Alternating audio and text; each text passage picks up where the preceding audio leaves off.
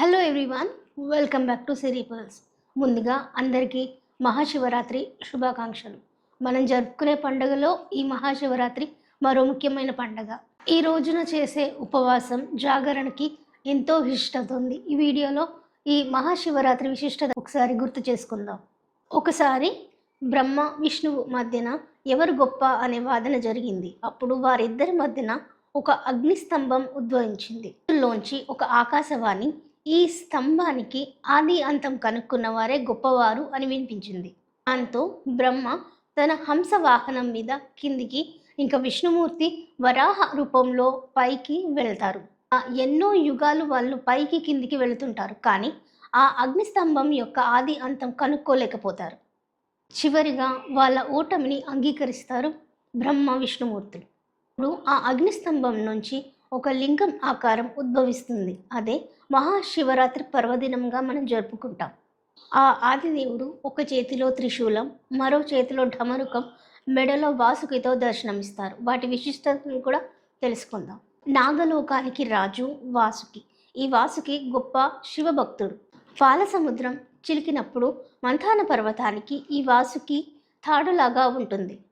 తన శరీరానికి గాయాలైన వాసుకి తన పట్టుని విడవకుండా సాగరమదనాన్ని కొనసాగించింది. ఆ సాగరమదనంలో వచ్చిన విషాన్ని శివునితో పాటు కొంత భాగం ఈ వాసుకి కూడా తీసుకుంది. భక్తికి మెచ్చిన ఆ శివుడు తనని శాశ్వతంగా తన మెడపై అలంకరించుకున్నారు. ఇక శివుని తలపై చంద్రుని కథ ఏంటంటే, ఒకసారి దక్ష ప్రజాపతి తన కుమార్తెలను చంద్రునికిచ్చి వివాహం చేశారు. కానీ చంద్రుడు ఒక్క రోహిణిని మాత్రమే అంగీకరిస్తాడు. దీనికి ఆగ్రహించిన దక్ష ప్రజాపతి చంద్రుడు అంతర్ధానం అవ్వాలని శపిస్తాడు. తనకి ఎలాగైనా శాప విమోచనం కలిగించాలని చంద్రుడు శివుణ్ణి వేడుకుంటాడు. అప్పుడు తిరిగి తనని కాంతివంతం చేస్తానని వరమిస్తాడు. అందుకు గాను చంద్రుడు 15 రోజులు నశించిన తర్వాత మళ్ళీ 15 రోజులు పౌర్ణమి తర్వాత నిండుగా ఉంటారు. ఇక చంద్రుడిని తన శిరస్సుపై ధరించి తన అస్తిత్వాన్ని కాపాడుతారు శివుడు. ఆ శివుని చేతిలో త్రిశూలం విశిష్టత చూద్దాం. పూర్వం విశ్వకర్మ కూతురు సంజనాదేవిని సూర్యుడికిచ్చి వివాహం చేస్తారు. కానీ సూర్యుడి తేజస్సుని ఆ సంజనాదేవి తట్టుకోలేకపోతోంది. దాంతో సూర్యుడు తన తేజస్సు నుంచి కొంత భాగాన్ని భూమి మీదకి పంపిస్తారు. సూర్య తేజస్సు భూమిని నశింపచేస్తుందని గ్రహించిన విశ్వకర్మ ఆ తేజస్సునంతా కలిపి ఒక త్రిశూల ఆకారంలో పొందుపరుస్తారు. ఆ తేజస్సున్న త్రిశూలాన్ని భరించగలిగేది శివుడు మాత్రమే అని విశ్వకర్మ తెలుసుకొని దాన్ని శివునికి అప్పగిస్తారు. అప్పటి నుంచి త్రిశూలం శివుని ఆయుధంగా ఉంటుంది. శివరాత్రి రోజున చేసే జాగరణకు కూడా ఎంతో ప్రాముఖ్యత ఉంది. సాగరమదన సమయంలో వచ్చిన విషాన్ని శివుడు స్వీకరిస్తాడు.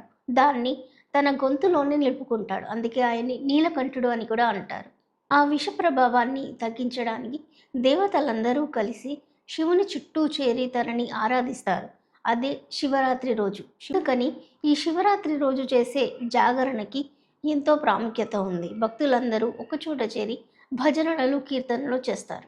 ఇక ఈ మహాశివరాత్రి నాడే జరిగిన మరో ముఖ్యమైన సంఘటన శివపార్వతుల కళ్యాణం. హిమవంతుని కూతురుగా జన్మించిన పార్వతీదేవి ఈ మహాశివరాత్రి నాడే శివుడిని వివాహం ఆడతారు.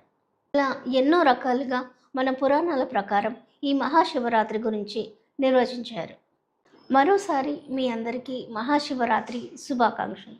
ఇలాంటి మరెన్నో వీడియోస్ కోసం please stay tuned to my channel Siri pulse. Bye.